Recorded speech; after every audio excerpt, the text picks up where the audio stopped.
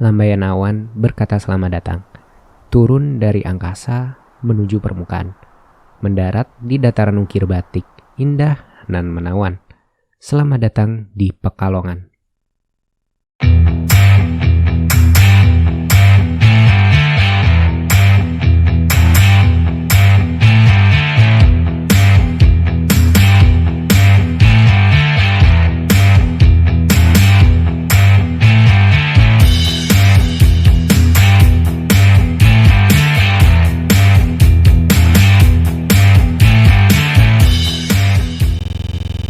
Liburan kali ini sudah direncanakan Pak Tata dan keluarga untuk pergi menuju kota batik Pekalongan.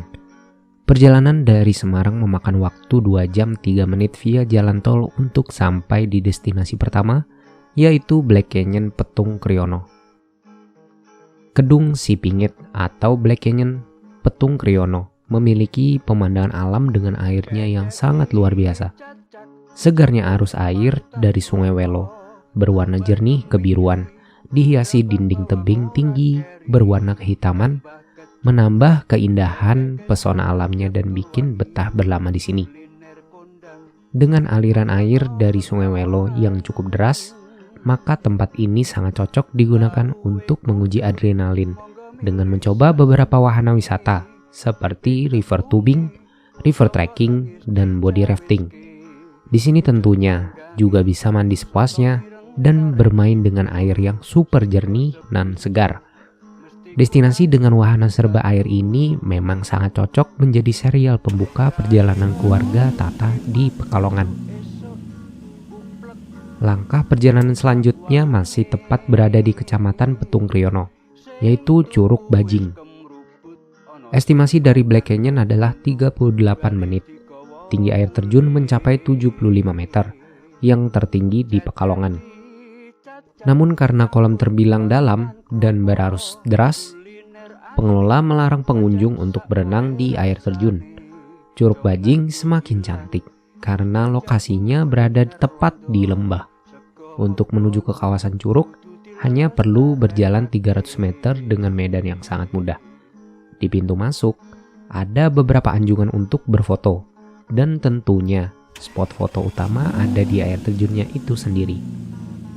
Berada di air terjun ini di pagi hari seolah memberikan energi baru dan ketenangan jiwa.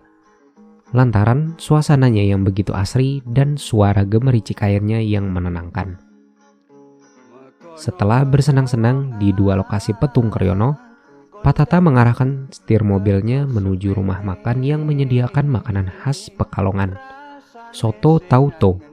Estimasi perjalanannya 1 jam 39 menit. Beda dengan sajian soto di daerah lainnya, tauco Pekalongan terkenal dengan campuran tauco. Tauco menimbulkan rasa asam yang segar serta aroma khas. Saat pertama kali mencicipi, mungkin rasanya akan asing, tetapi rasanya bisa bikin ketagihan. Tauco semakin nikmat saat disantap dengan keripik tempe atau kerupuk.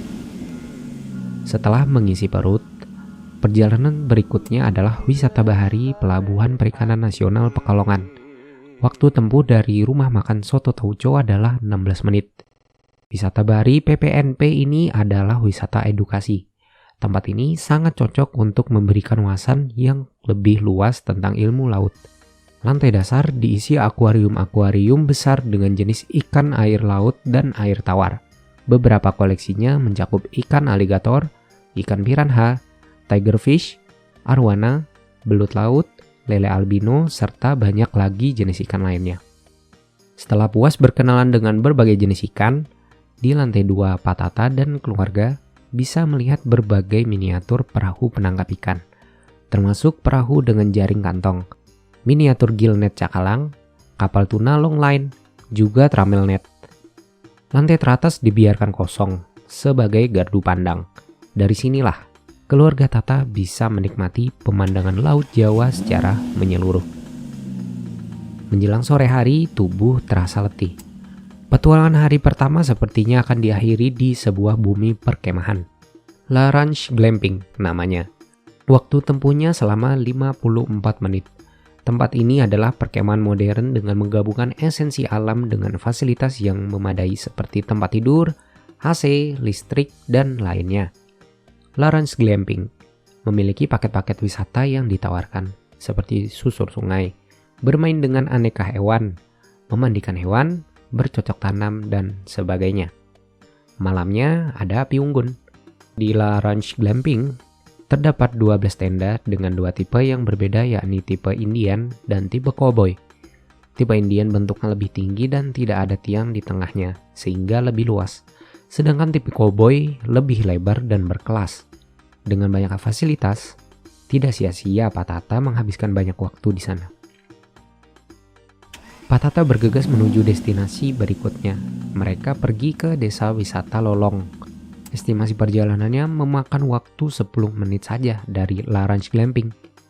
Desa wisata ini dapat dikategorikan sebagai wisata adventure karena yang menjadi unggulan di desa wisata Lolong adalah arung jeram di Sungai Singkarang. Sungai Singkarang adalah sungai yang melintasi desa Lolong, di mana sungai ini memiliki air yang sangat jernih serta arus yang cukup deras. Selain arung jeram, desa ini juga terkenal dengan kebun durian khas Pekalongan, sehingga oleh pemerintah daerah kerap diadakan sebuah festival durian. Namun, di hari-hari biasa, juga terdapat penduduk yang menjual durian di pinggiran jalan desa. Bagi pecinta durian, destinasi Pekalongan di desa Lolong ini tidak boleh diabaikan. Selain bisa dinikmati di tempat, bisa juga dijadikan sebagai buah tangan untuk sanak kerabat. Setelah bersantap nikmatnya durian dan berbasah-basahan di arung jeram desa Lolong, perjalanan selanjutnya adalah wisata minuman. Estimasi perjalanannya adalah 56 menit. Limun beruap, begitulah warga Pekalongan menyebut minuman legendaris dari kota ini. Minuman yang terbuat dari racikan asam sitrat, air, sari buah, gula asli, dan karbon dioksida memang membuat limun ini terkesan beruap ketika diminum. Karena kemewahannya, maka dulu disebut dengan banyu londo atau air Belanda. Karena dulu hanya bisa dinikmati oleh kaum penjajah dan priai kaya Jawa kota Pekalongan. Minuman priai Jawa ini umurnya sudah seabad lebih dan telah mengarungi pasang surut zaman. Sebagai salah satu pelopor minuman dalam botol pertama di Indonesia, Limun Oriental Cap Nyonya ini sempat mencapai kejayaannya pada tahun 1980-an. Disajikan dalam bentuk botol menjadi keunikan tersendiri dari minuman ini. Karena minuman ini unik dan tidak bisa ditemukan di tempat lain, minuman ini lantas dibeli Pak Tata untuk diminum di tempat dan dijadikan sebagai buah tangan. Perjalanan selanjutnya adalah wisata sejarah dan kesenian. Museum Batik Pekalongan.